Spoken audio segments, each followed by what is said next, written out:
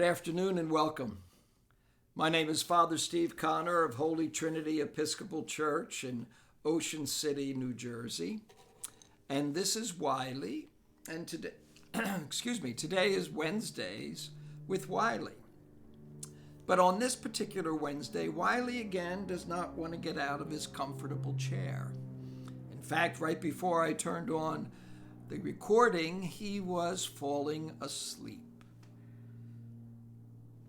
So let us begin as we begin all things in prayer. The Lord be with you.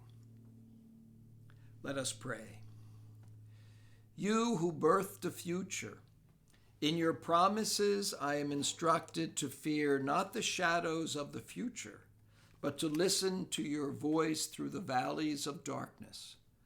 Show me the path to life and the way to fullness of joy. Remind me in prayer that your word casts no shadows, for it is the light of the world, which includes me.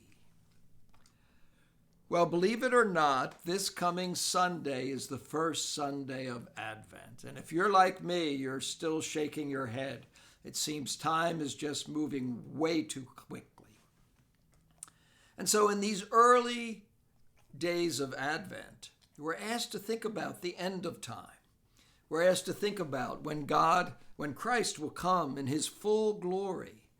His full glory. Last Sunday at the Christ the King, we read about God separating the sheep and the goats, about his reign is about us reaching out to those less fortunate than we are.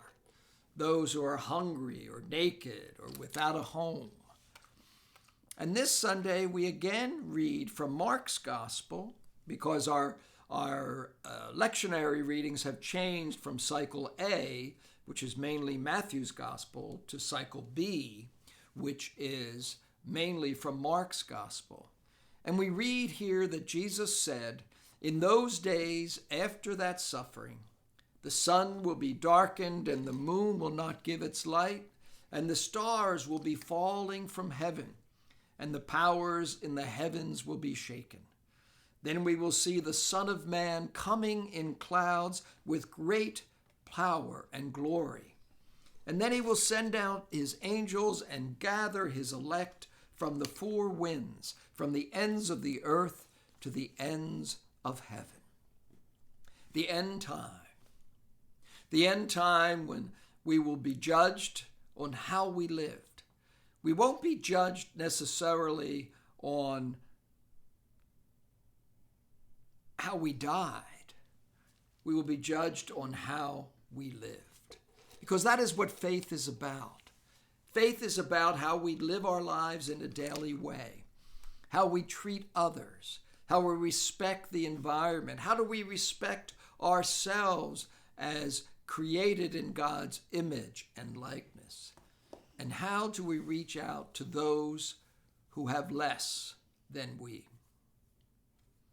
The other day, Wiley and I were walking, and I noticed something that he continually does now. When I am about to sneeze, there's kind of a buildup where I kind of go,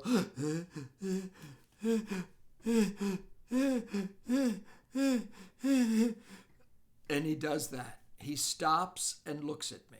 Now that may not be much, but he waits until I actually sneeze, and then we continue our walk. In that small moment, he is giving me space.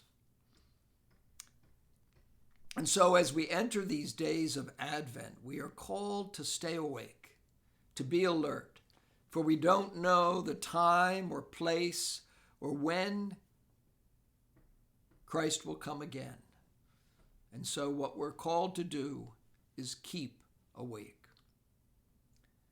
And so I invite you this day, as we contemplate the last things, let's think about the now things.